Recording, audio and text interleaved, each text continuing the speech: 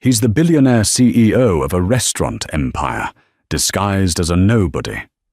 She's the overlooked waitress struggling to save her family. He orders a $150 steak, and she gives him a simple, folded napkin. But this is no ordinary tip. On it are 5 words, a secret code so dangerous it will bring his entire empire crashing down.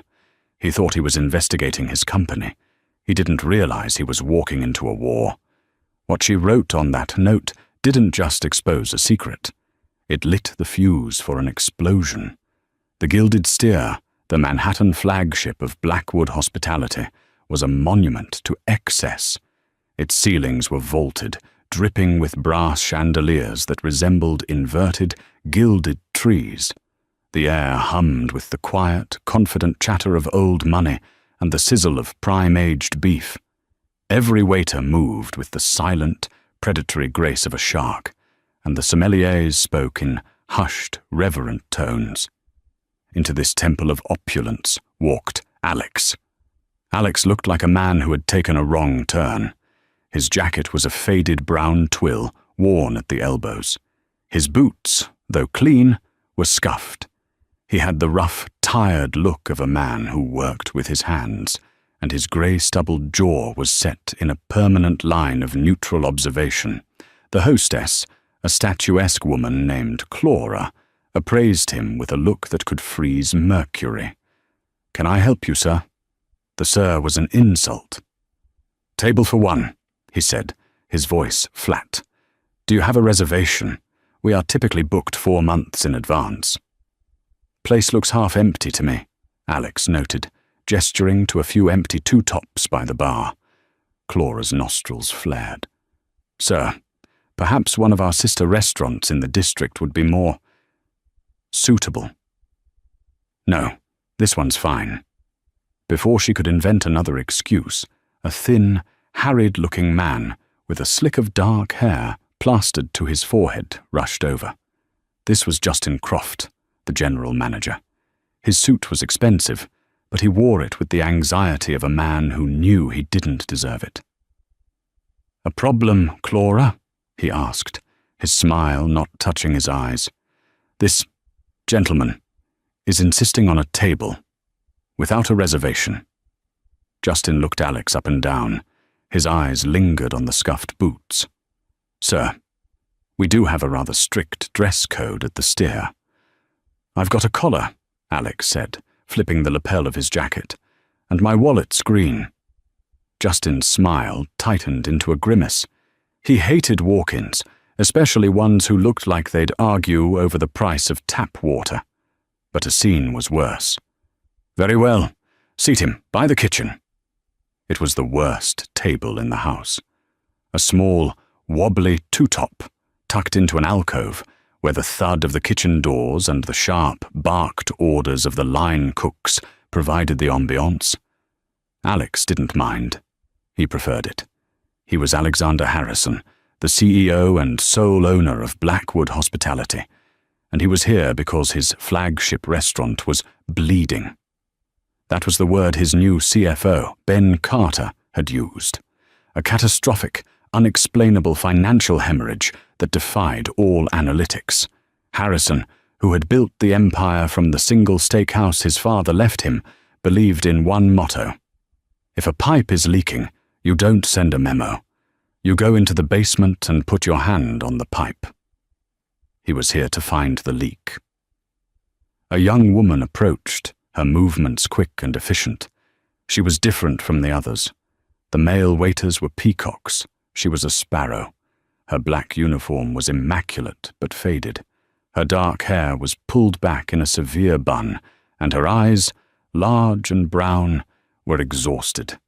They held a deep, simmering intelligence that looked utterly out of place. "Welcome to the Gilded Steer," she said, her voice soft but clear. "My name is Elena. Can I start you with some water? We have our signature artesian from Fiji, or—" "Tap's fine," Alex grunted, not looking up from the menu. He watched her from under his brow. She didn't flinch. She just nodded, poured the ice water, and stood with her notepad. "Are you ready to order, sir?" "Yeah." Alex squinted at the menu. "Give me the chairman's cut." Elena's pen hovered. "Sir, that is our 40-day dry-aged 32-ounce porterhouse. It's $185. "I can read," Alex said, "and a bottle of your cheapest beer. Whatever's on draft." Now she did look surprised. It was an absurd order. It was like buying a Ferrari and asking for retread tires. "Of course. How would you like the steak prepared?" "Medium rare. And tell the chef if he puts any of that parsley dust on it, I'm sending it back." Elena permitted herself the smallest ghost of a smile. "Understood. No parsley dust."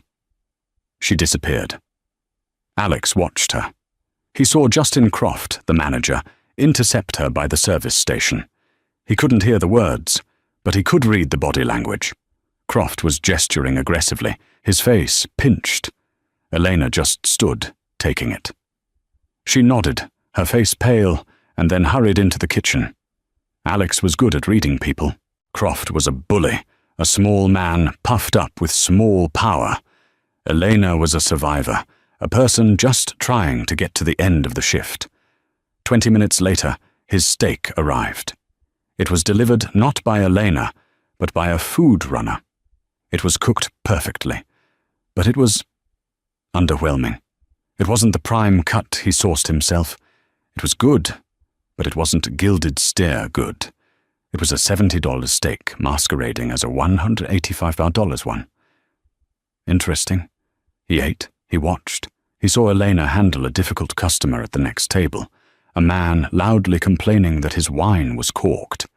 She handled it with a deft, quiet professionalism that diffused the situation instantly. She was, he noted, the best employee he'd seen all night.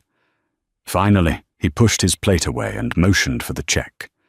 Elena arrived with the leather folio. "Will that be all for you tonight, sir?" "Yeah." He pulled a crumpled $100 bill and a 20 from his pocket. As she placed the folio on the table, her hand brushed a full glass of water. It toppled, a sheet of ice-cold water flooding the small table, splashing onto Alex's lap. "Oh, I am so sorry," she gasped, her face draining of color. She grabbed a stack of napkins, frantically sopping up the mess. "Sir, I am so sorry. I'm just clumsy." It's fine," Alex grumbled, standing up. "Let me get you some towels. I'll be right back." In the chaos of the spill, as she was mopping and apologizing, her hand darted under the edge of his plate. It was a movement so fast, so slight, he would have missed it if he wasn't watching her every move. She fled. Alex sat back down, annoyed but intrigued. He looked at the mess. He lifted his plate. Tucked beneath it was a small, folded beverage napkin, damp from the spill. He frowned. He put the cash on the table, not even bothering with the check. He stood up and walked out, ignoring the panicked look from Justin Croft, who was now rushing to the table to inspect the damage. Alex Harrison didn't bother with the valet. He walked 3 blocks to where he'd parked his nondescript Ford sedan. He got in, the streetlight casting a sickly yellow glow over the dashboard.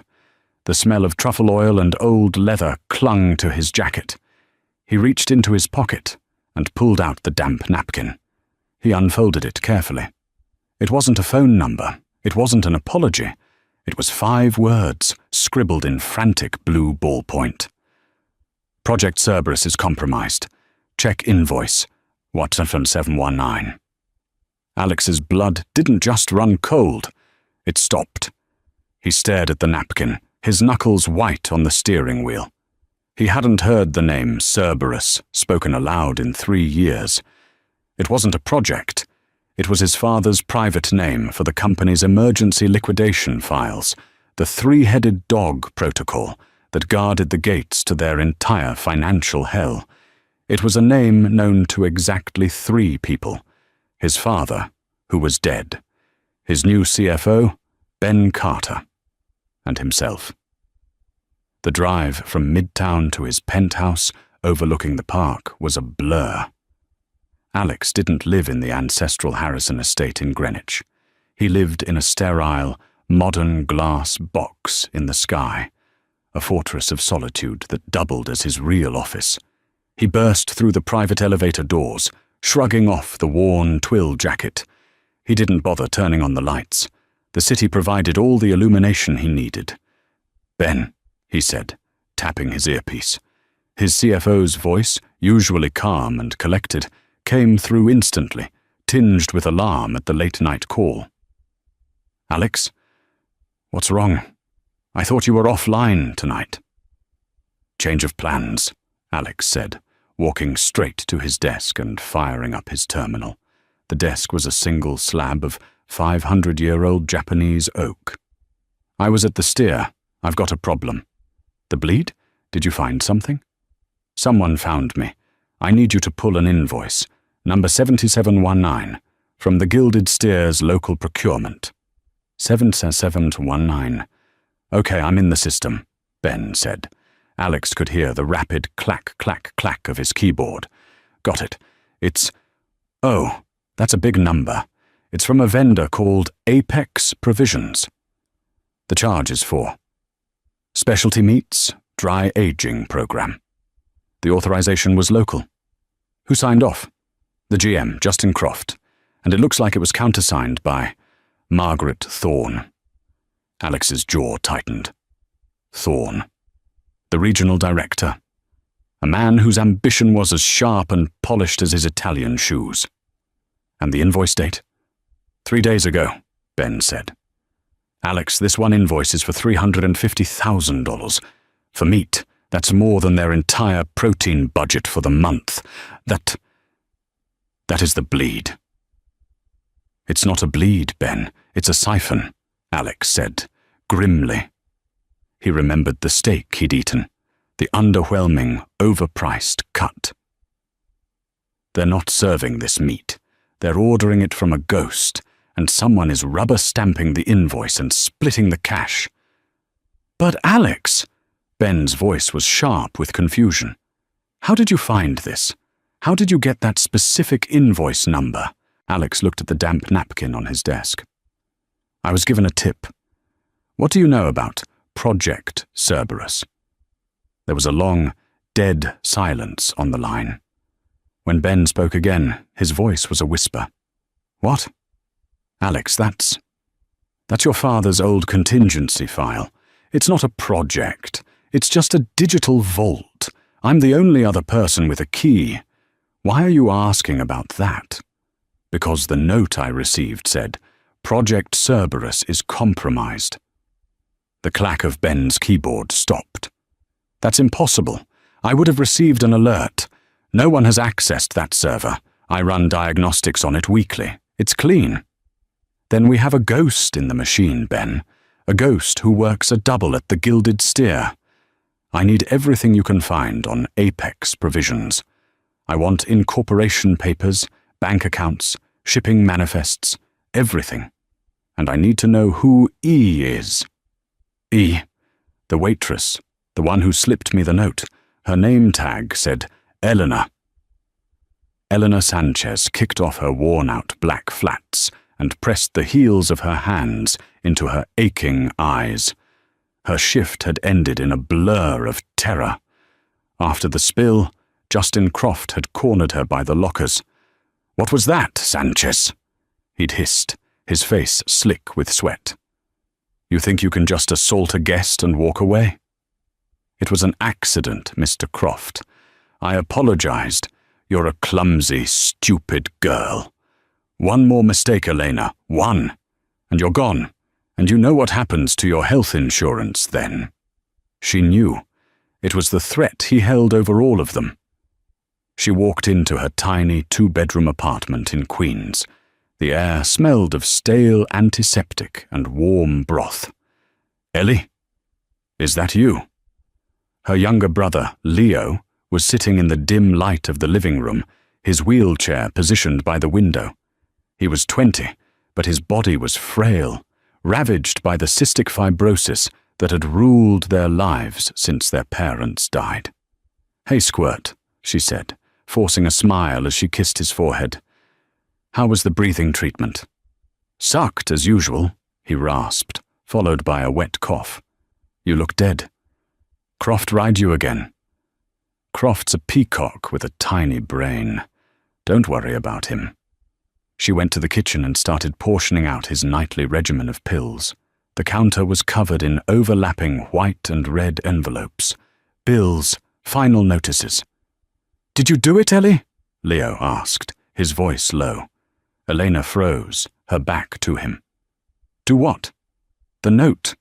Did you give it to someone?" She turned around, her eyes wide with panic. "Leo, keep your voice down. How did you—" "You've been acting weird for a week. Ever since you had to help Croft in the office. You've been staring at that napkin in your notebook. Project Cerberus. Invoice 7719. You looked like you saw a ghost. I hoped you wouldn't." "I had to," she whispered, sinking into the chair opposite him. "Leo, they're stealing. Not just, skimming the register. They're stealing millions." "Ellie, that's not our business," he pleaded, his breathing growing strained with agitation. "Our business is keeping this apartment. Our business is keeping this—" He slapped the oxygen compressor beside his chair. "You're going to get fired." "I am fired anyway, Leo. Don't you see? Last week, I asked Croft for a small advance. For your new medication. The one the insurance won't cover." He laughed at me. Then, 2 nights later, he makes me stay late to help refile procurement. He's so arrogant, he left his laptop open. He was logged into some private server. I saw the invoice, 7719, from Apex Provisions, the same company that sent him that shiny new Rolex as a holiday gift last month. She had been an accounting major at NYU before Leo's lungs collapsed and she had to drop out. She knew numbers. "But Project Cerberus?" Leo asked. "That was the name of the file on the server. Cerberus, Audit, Blackwood. I figured it must be some internal investigation. I thought if I could just get the information to the right person, someone above Croft and Thorne, they would see it. They would have to. And you gave it to that bum in the corner booth? The one who ordered the chairman's cut with a Coors Light?" "He was watching Leo," Elena said, her voice shaking but defiant. "Everyone else in that restaurant sees the staff as furniture. He watched. He watched Croft yell at me. He watched everything. He wasn't just there to eat. I took a chance." "You took a gamble, Ellie. With us." Her phone buzzed, a text message from an unknown number. "You're taking a bigger one than you know." Elena's blood froze. It was a picture, a grainy, zoomed-in photo of her on the street outside the apartment, taken minutes ago. The text that followed was simple. "Mr. Thorne wants to see you tomorrow. 10 a.m. Before your shift. Don't be late." She ran to the window and looked down at the dark street. There was no one there. Just a black sedan idling at the corner, its headlights off. The next morning, Elena felt like she was walking to her own execution. She hadn't slept. She'd spent the night watching the black sedan from her window until it finally sped off around 4 a.m. She arrived at the Gilded Stair at 9:45 a.m. The restaurant was quiet, the chairs still stacked on the tables, the air sharp with the smell of lemon polish and stale wine. Justin Croft was waiting for her at the door, his face a mask of false concern. "Elena, glad you could make it. Mr. Thorne is waiting in his office." Margaret Thorne, the regional director, rarely visited the Stair. He was a man who operated from the 40th floor corporate offices. His presence here meant one of 2 things, a total disaster or a promotion. Elena suspected it was the former. Thorne's office was Justin's, but bigger. He sat behind the mahogany desk, not in the chair, but on the edge of it, casual and predatory. He was perfectly tailored, perfectly tanned, and his smile was a weapon. "Elena, please, sit," he said, gesturing to a small, uncomfortable chair. She sat. "You've been with us." 3 years, Thorne said, looking at a file. Her file. Good record, punctual. Customers seem to tolerate you, but your performance has been slipping. I've been under some stress, sir," Elena said, her hands clenched in her lap. "Yes." Thorne's smile widened. "The medical bills. Your brother, Leo. Cystic fibrosis. Tragic. The new experimental therapies are, well, they're astronomically expensive. A waitress's salary, even with our generous insurance, it can't be easy." This wasn't a meeting. It was an interrogation. "I manage, sir." "Do you?" Thorne leaned forward. "Justin tells me you're a clumsy girl, spilling water on high-value patrons. That's not a good look, Elena. But he also tells me you're smart. You were at NYU, correct? Accounting?" She just nodded, her throat too tight to speak. "Here's the thing." He stood up and walked to the window, looking down at the street. "I believe in nurturing talent, and I believe you are wasted, carrying plates." He turned back, his eyes like polished stones. "I'm offering you a new position, assistant general manager, under Justin." Elena was floored. "What?"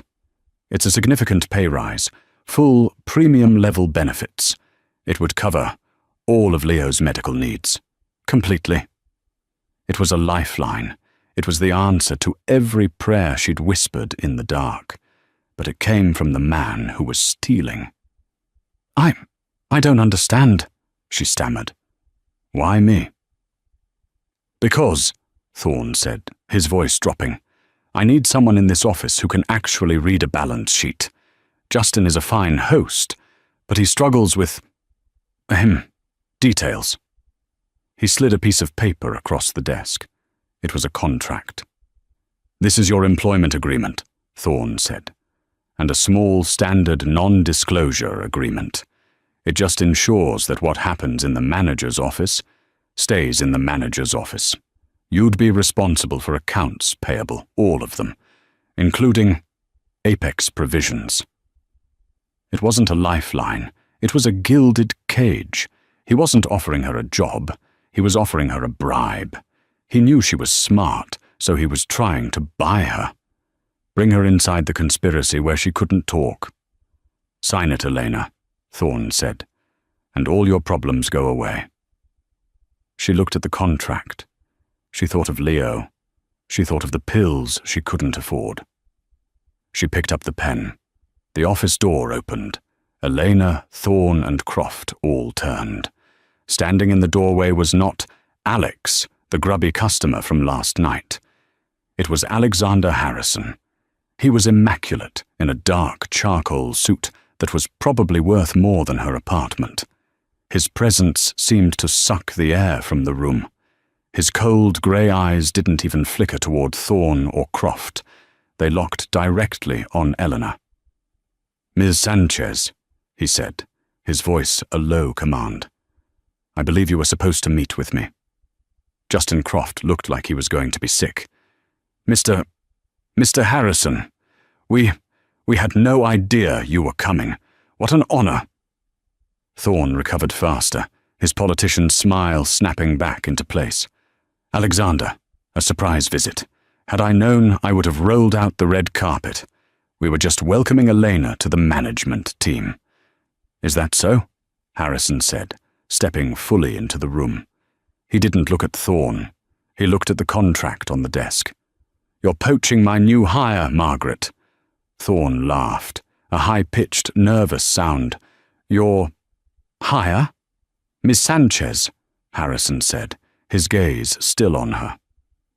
"We had an agreement. You provide me with your analysis.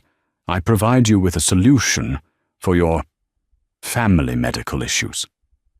He was repeating Thorne's leverage, but turning it. He was showing her he knew everything. Elena's mind was racing. The man from last night, the CEO. He was the right person. She made her choice. She put the pen down. "I'm sorry, Mr. Thorne," she said, her voice shaking but clear. "I can't accept your offer. I've already accepted a position with Mr. Harrison. In corporate." The blood drained from Thorne's face. The smile vanished. Croft looked like he was about to faint.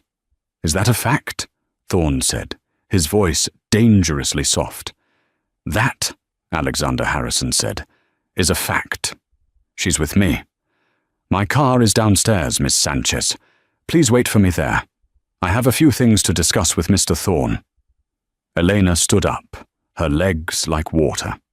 She walked past Croft, past Thorne, and past the CEO. As she reached the door, Harrison spoke again, not looking at her. "And Eleanor? Well done on the spill. Very convincing." She didn't look back. She walked out of the office, down the stairs, and into the bright, terrifying light of day, where a black Bentley was waiting. The Bentley was silent, slicing through Manhattan traffic. Elena sat on the plush leather, her hands in her lap. Alexander Harrison sat opposite her, staring at his phone. He hadn't spoken since they left the restaurant. They weren't heading to the corporate headquarters. They drove downtown to a sleek, anonymous glass tower. The elevator required Harrison's fingerprint, and it opened directly into the penthouse he used as his real command center. "Sit," he said, gesturing to the Spartan living room. He disappeared into a kitchen and returned with 2 glasses of water. He handed her one. "Ben Carter, my CFO, is on his way," Harrison said. "Before he gets here, I need you to tell me exactly what you found, and exactly how you found it." Elena took a shaky breath. It was Croft. He's careless. He's arrogant. He was logged into a remote server. I saw the file path.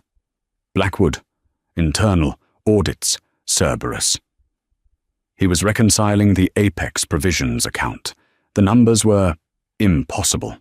They were billing for tens of thousands of pounds of A5 Wagyu that I know we never received. I've been doing our inventory receiving for 6 months, Mr. Harrison. We get our prime cuts from Heritage Meats, not Apex. "I know," Harrison said. "Heritage is my father's vendor. I have a handshake deal with the owner. Go on." Croft was matching the invoices to the 86 list, the items we declare sold out. They weren't sold out. They were never here. They were using the 86 list to create a digital justification for the inventory loss. They were covering the bleed. "Thorne and Croft," Harrison said, his voice a low growl. "Siphoning millions. Apex Provisions is their shell company." I think it's bigger than that," Elena said quietly. Harrison looked up, his eyes sharp. "Explain." "The file. Cerberus." It wasn't just an audit file. It looked like a contingency plan, like a list of assets and bank routes, and the password encryption on it. It was way above a simple audit. "Croft, he's not smart enough to have that file. He's not even smart enough to know about that file." The elevator chimed. A man in a sharp, conservative suit entered, carrying a tablet. This was Ben Carter. He was young for a CFO, maybe 40, with kind eyes and a harried expression. "Alex, you were right," Ben said, not yet seeing Elena. "Apex Provisions is a ghost, incorporated in Delaware 3 years ago, bank accounts in the Caymans. It's a classic shell. We're looking at, God, this could be north of 20 million over 2 years. Thorne and Croft are going to prison for a long, long time." "Ben, this is Eleanor Sanchez," Harrison said. "The source." Ben's eyes widened. "Ms. Sanchez, you're the one who—" "She's also the one who thinks Thorne and Croft are just the front," Harrison said. "She thinks they didn't act alone. She thinks Cerberus was planted. Ben Carter laughed, a short, nervous sound. Planted? Miss Sanchez, with all due respect, only Alex and I have access to that server. It's on a closed system. It's impossible for someone like Croft to even see it, let alone. Cerberus isn't even a real file. It's a directory name, a vault. It's where we keep the corporate in case of death protocols. It's not something you can just open. But I saw it, Elena insisted. It was on his desktop, a file icon. Cerberus Audit, Blackwood. It was a spreadsheet. It had account numbers. Ben shook his head, looking at Alex. That's impossible. It must have been a fake file. Something Croft mocked up to look impressive. Then how did she know the name? Alex countered. A sudden terrifying thought hit Eleanor. She looked at Ben Carter. You said you run diagnostics on the server, that you would get an alert if it was accessed. That's right, Ben said. And I haven't. What if, Elena said, her voice barely a whisper, the person who accessed it was the one who clears the alerts? What if it wasn't an in breach? What if it was an out breach? Ben froze. What are you saying? Alex asked, his voice deathly calm. Mr. Carter, Elena said, her mind racing, putting the accounting pieces together. You're the CFO. You'd be the one who first noticed the bleed, right? You'd be the one to bring it to Mr. Harrison. Of course, Ben said stiffly. It's my job. So you're the one who told him to go to the steer. You're the one who knew he'd be there, off the books. And you're the only other person who knew the name, Cerberus. What if the note? What if it wasn't for Mr. Harrison? Alex stood up slowly. What if the note was a warning from you, Ben? A way to pin it all on Thorne and Croft? Alex, that's insane, Ben barked, taking a step back. She's twisting things. I've been with you for 10 years. I was your father's protege. You're right, Alex said. You were. Which means you're the only one who knew his pet name for the protocol, the three-headed dog. You, Ben, are the third head. This is ridiculous, Ben snapped. Is it? Elena said, her confidence growing. Mr. Harrison, check the access logs for the Cerberus vault. Not for a breach. Check for a copy, a file transfer out. When was the last time? Alex was already at his terminal. His fingers flew. The mainframe was his territory. Ben, Alex said, his back to the room. The vault was accessed 1 week ago, at 3:14 a.m. A single file was copied to an external IP, your home IP address, Ben. Ben Carter's face, usually so kind, so composed, crumpled. The mask fell away, replaced by a sneer of pure, venomous hatred. He was a fool, Ben hissed. Your father. He was a sentimental old fool who ran a billion-dollar company on handshake deals and loyalty. He left me a $10,000 bonus in his will. He left you everything. I've been running this company for you, Alex, cleaning up your messes. I earned it. So you decided to take it, Alex said, turning. His face was carved from ice. Thorne and Croft were sloppy. They were my exit plan, Ben confessed, his voice rising to a frantic pitch. They were skimming. I just amplified it. Apex Provisions is mine. I was going to let you catch them, be the hero, and I was going to walk away with 50 million, but you couldn't just let it be. You had to go and talk to a waitress. It's over, Ben, Alex said. No, Ben shouted. He lunged, not for Alex, but for the phone on the desk, the direct, hard-line connection to the Blackwood board. He smashed the emergency meeting button. It's over for you. The board has been looking for a reason to oust you for months. You're too hands-on, too old school. Well, I'm giving it to them. I'm initiating a vote of no confidence. By the time I'm done, they'll see this disaster As your failure, Alex, your inability to control your own company, you're finished. The phone line was already connecting. An automated voice echoed, "Emergency board meeting initiated, 1:00 p.m. Ben smiled, triumphant and broken. "You've got 1 hour to save your company, Alex. Good luck." The Blackwood Hospitality boardroom on the 50th floor was a place of power. A single 40-foot table of polished obsidian sat under a harsh, modern light fixture. The board members, a collection of stern, grey-faced men and women who represented the investment banks and legacy partners who held minority stakes, were already assembled, their faces a mixture of confusion and anger. Ben Carter was at the podium, a picture of calm, righteous indignation. "And it is with the heaviest heart," Ben was saying, his voice ringing with false sincerity, "that I must report this catastrophic failure of oversight.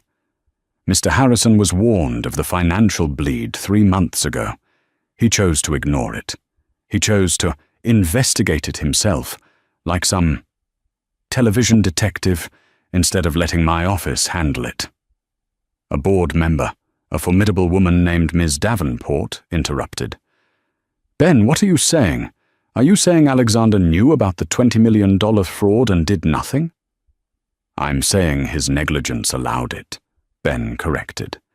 "And in his clumsy, private investigation, he has exposed this company to lawsuits, to SEC investigations. He is unfit to lead. He has become his father, a relic.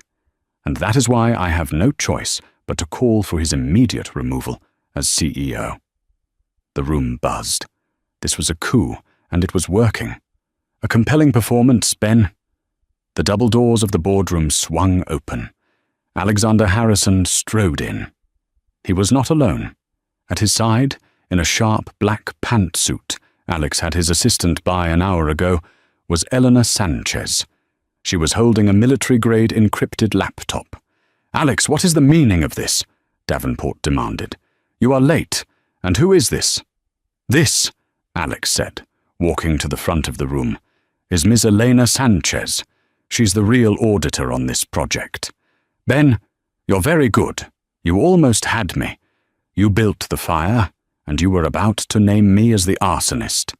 "This is absurd," Ben snapped. "Security, remove him. He's clearly distressed.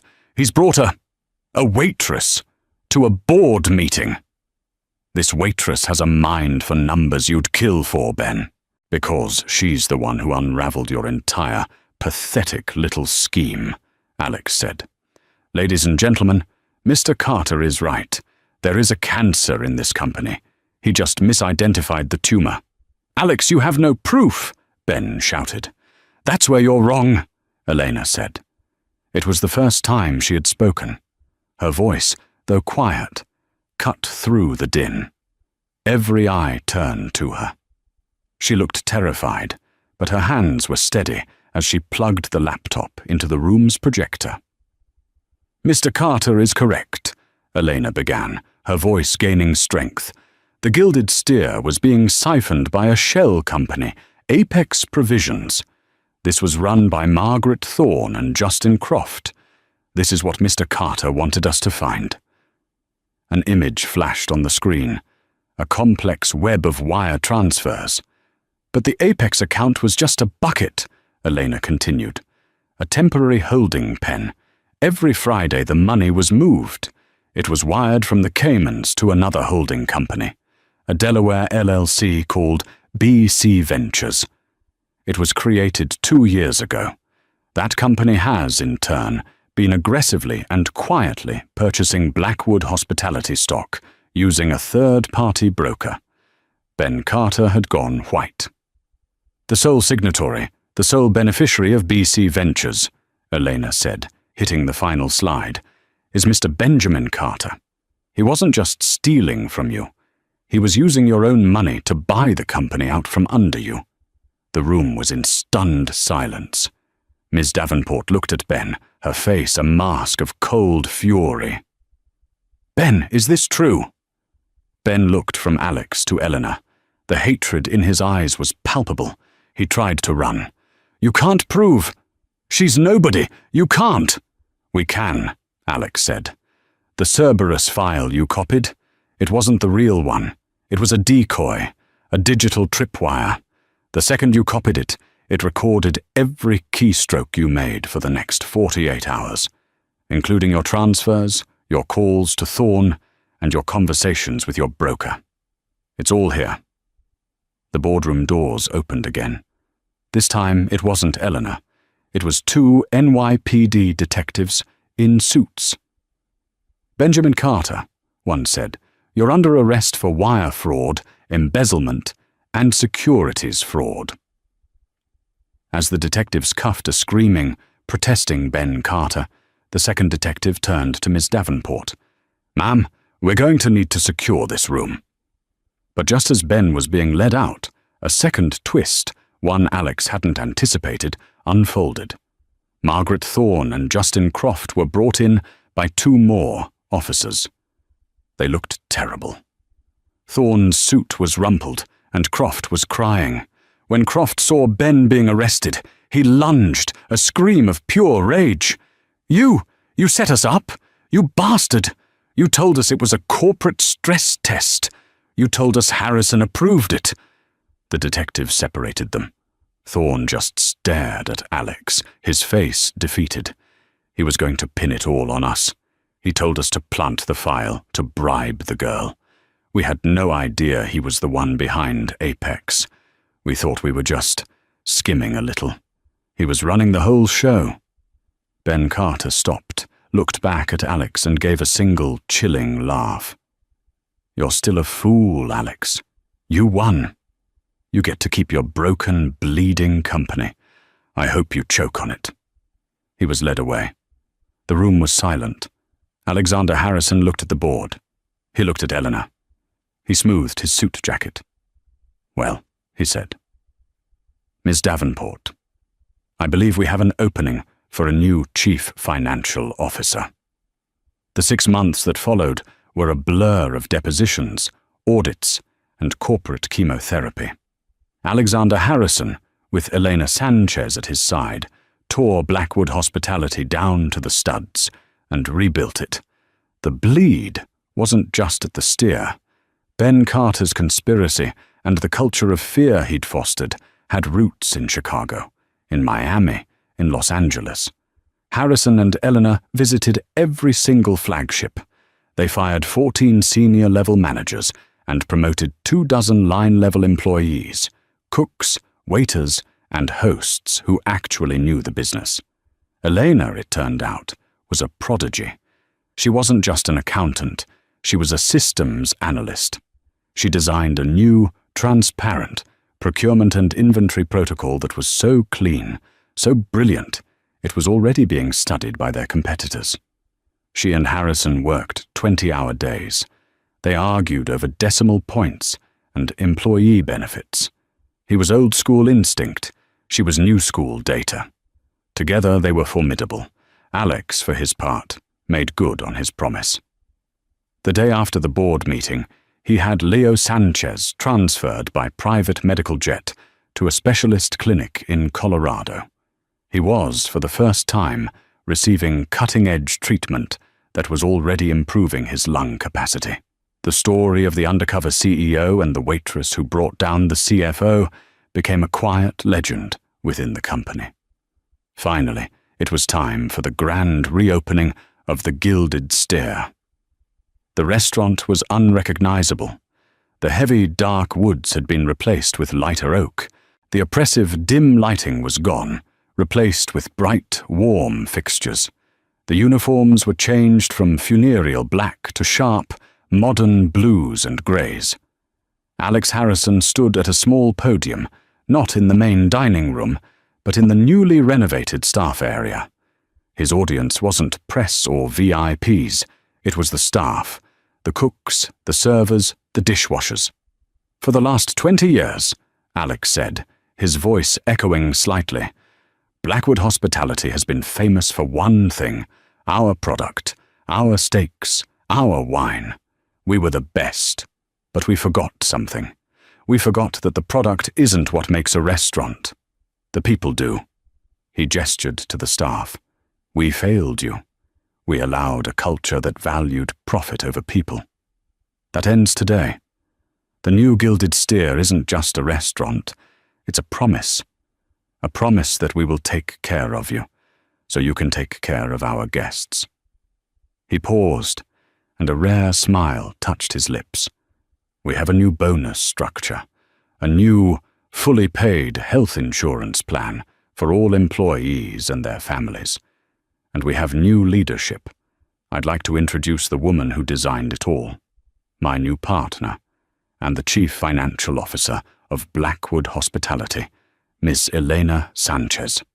The staff, who all knew who she was, the waitress who had saved them, erupted in thunderous applause. Elena stepped up. She was no longer the haunted, exhausted Sparrow. She was poised, her hair in a stylish cut, her suit sharp. She looked happy. "Thank you, Alex," she said. "I only have one thing to say. When I worked here, I had one goal: to survive the shift. From now on, our goal is to thrive on the shift. Welcome to the new Gilded Steer." She saw Leo in the back, sitting in a new, lightweight wheelchair, breathing without a compressor. He raised his glass of water to her, his eyes shining. The new Gilded Steer was unrecognizable, and it was a roaring success. The heavy, dark mahogany and oppressive brass chandeliers had been torn out, replaced by warm, oiled oak, soft, recessed lighting, and living walls of green moss. The atmosphere was no longer a hushed temple of judgment. It was a vibrant, buzzing celebration of food. The stuffy silence had been replaced by the energetic hum of conversation and the clink of glasses. Alexander Harrison stood near the open-concept kitchen, not in a worn twill jacket, but in a perfectly tailored blue suit, no tie. He was watching his new general manager, a young woman named Maria, who, 7 months ago, had been a lead server, deftly handle a rush at the host stand. She saw him, and instead of cowering, she shot him a quick, confident smile and a thumbs up, which he returned. This was the new standard. He felt a presence beside him. It was Eleanor. She was wearing a simple, elegant, dark green dress, her hair down. She looked, he thought, completely at ease. She was no longer the haunted Sparrow. She was the architect of this entire evening.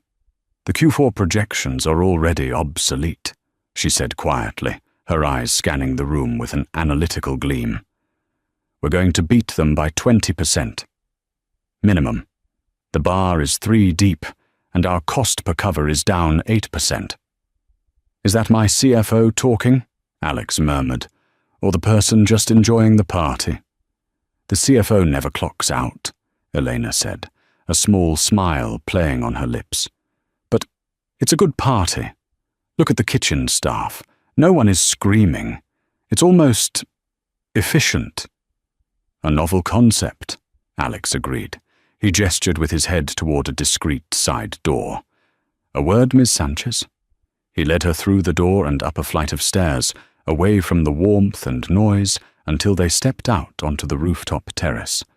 The space that had once been Ben Carter's private, glass-enclosed smoking lounge was now a simple staff garden with planter boxes of herbs and a few simple benches.